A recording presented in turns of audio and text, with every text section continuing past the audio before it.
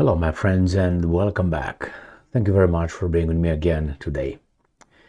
Let's say you're a bad dude and you want to eliminate competition. What methods would you, apply? Well, you could go and threaten and tell the competition to stay away from the competition. You can go and beat the competition, and therefore you injure the competition and competition will not show up, or you can make the competition illegal. There are many other ways, but I think these are the most common that we good people apply when we want to destroy competition, right? Now, as a good person, let's say, how would you try to eliminate competition? By providing a better option. You compete with intellect. Okay, that's how you do it. You don't try to eliminate it by eliminating it, by canceling it. So I think it's very clear when you have an entity, an organization, a person who would like to get rid of the competition in a bad way, not in a good way, which is, hey, my product is going to be better than yours. I will work hard to make it better than yours. I will improve it, and I will try to sell it maybe to a better price than yours. That's the way competition, fair competition is. So, with this being said, what do you think the European Union will try to do to Hungary? Do you think that they will try to negotiate with Hungary regarding the so-called support for Ukraine? Or they will just try to ban Hungary? That makes it, let's say, incapable of voting.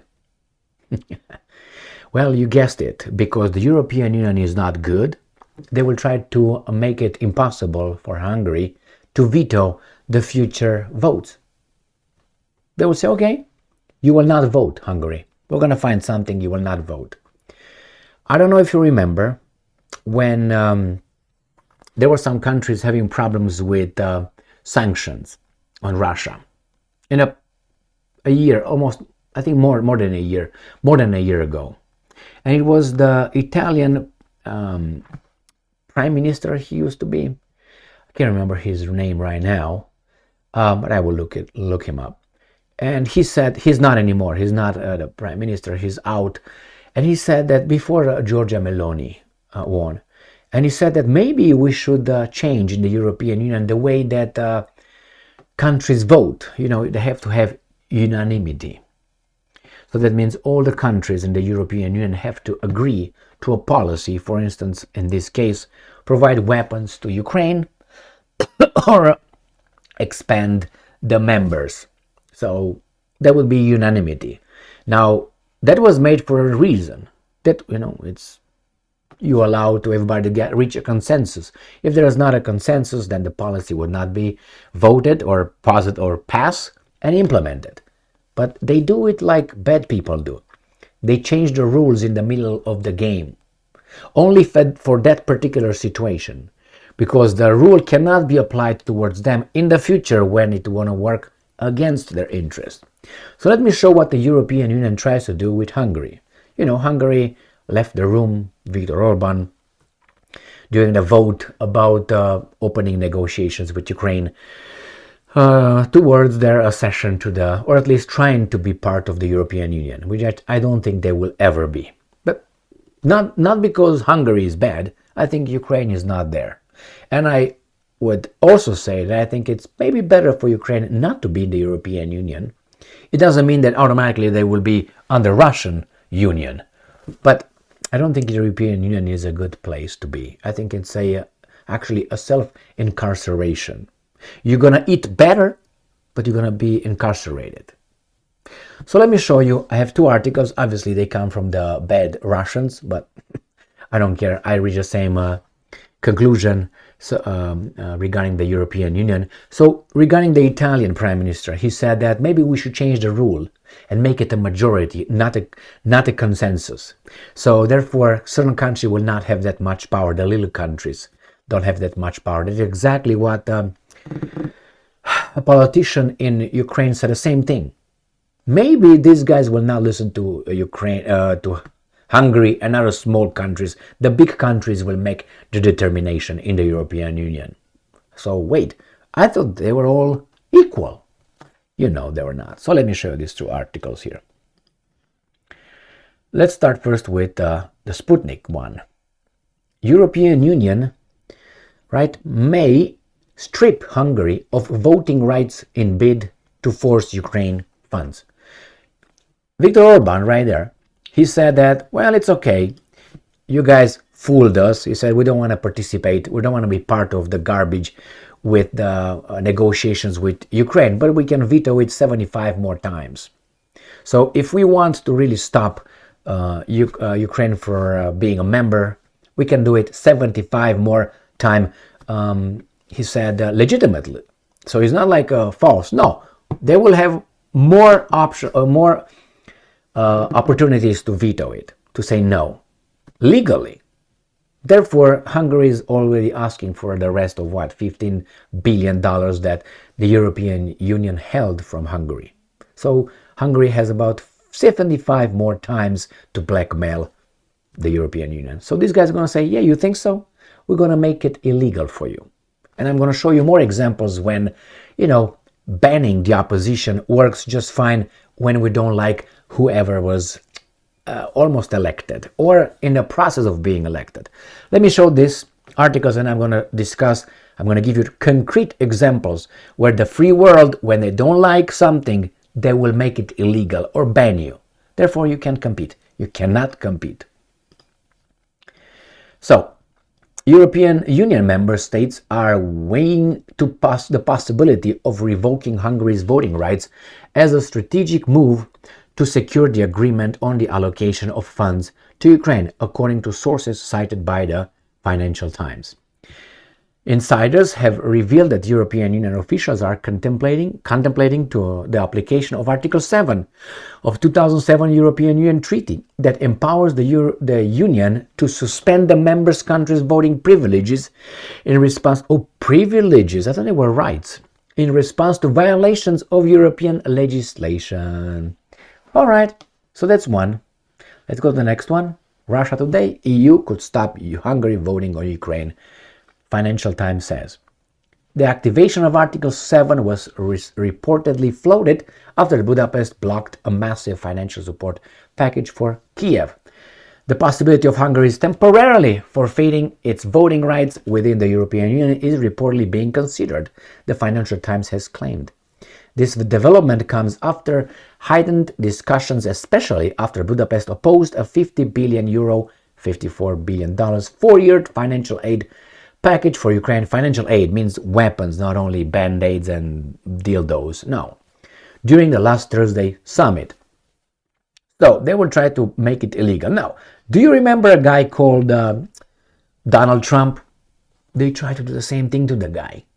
They tried to keep him away from being on the ballot so people cannot vote for him. Do you remember Imran Khan? I know he's a bad example because he's in Pakistan, and for us Pakistan is not a free country, it's not a democracy like we are. But they did the same thing with Imran Khan. When the former Prime Minister of Pakistan, Imran Khan, visited Moscow in February 2022, when he got home in about a few weeks, the parliament voted a motion, no trust motion against him, no confidence. And then he got out. They got him out. Why? Because, he was with the wrong side. So I guess democracy doesn't work. Okay, I'm going to show you another example. I covered it in this article, in this video right here. And this is from the 8th of December, 2023. I made it a few days ago. This is how the West eliminates competition, I said. Marine Le Pen barred from running for president, ? So what happened here, and here in the bottom you see here a description. This is how democratic West eliminates competition. Go and watch that, because I gave you more than one examples.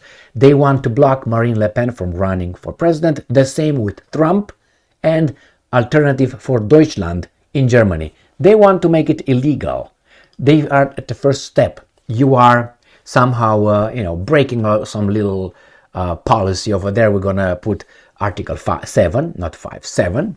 Then the same in Alternative for Germany. They are an extremist group, one notch away from being called illegal. The same thing did Adolf, didn't he? The communists, didn't they do the same thing? So what's the difference? Remember Geert Wilders in Netherlands? He still won, but he's going to be called this and that, and they tried to get him out. Remember? They convicted him of something, and then they overthrown the decision. Again, eliminate competition. What was the Italian guy's name, the prime minister? I used to know him by heart because he even visited Putin a few times. Let me see. And like many times before, when I just stopped this, I remember the name, Mario Draghi. His name is Mario Draghi, this guy right here. So Mario Draghi, we learn here, if we get over, and then want money. I'm not going to give you shit. You don't deserve shit. Anyway, I use you, but you don't even deserve that. So, Prime Minister of Italy. He was until October 22nd, 2022, I told you. And he was the president of the European Central Bank until 2019. So, yeah, this is the guy right here who said that maybe, we should change the rules while we're playing, just for one time that we are. Remember, they call us here election deniers, this kind of deniers, those kind of deniers. They would try to make you shut up, not even talk about certain issues, because they don't want to debate you, because they know they lose. Therefore, they're going to make you a denier. And when they do this and attach that to your name, like for instance, take Robert Kennedy, right? The guy what's his name? Yeah, Robert Kennedy? Yeah, Robert F. Kennedy Jr. He's called a vaccine conspiracy theorist. You should not listen to the cuckoo guy, right? Now you got Vivek Ramaswamy, another idiot, right? You got another crazy guy called Donald Trump. We know that guy. So they attach certain kind of names to a certain kind of, individuals. So they make you don't even listen to that person. Now, is it true? Why don't you listen to what he says? Why don't you hear his voice? Why don't you hear with the statements? Well, if you know something about the world in general, you understand that many, many times these guys are slapped with a derogatory term in order for you to just not look into it.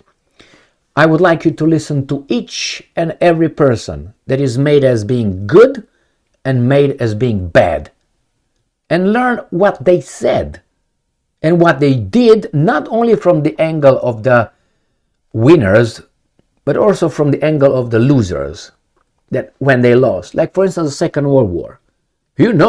Those guys were all criminals. Well, do you know that if Germany would have won the Second World War, all the good guys, nowadays good guys, would have been the bad guys, and all the bad guys that the winners called the Germans would have been the good guys?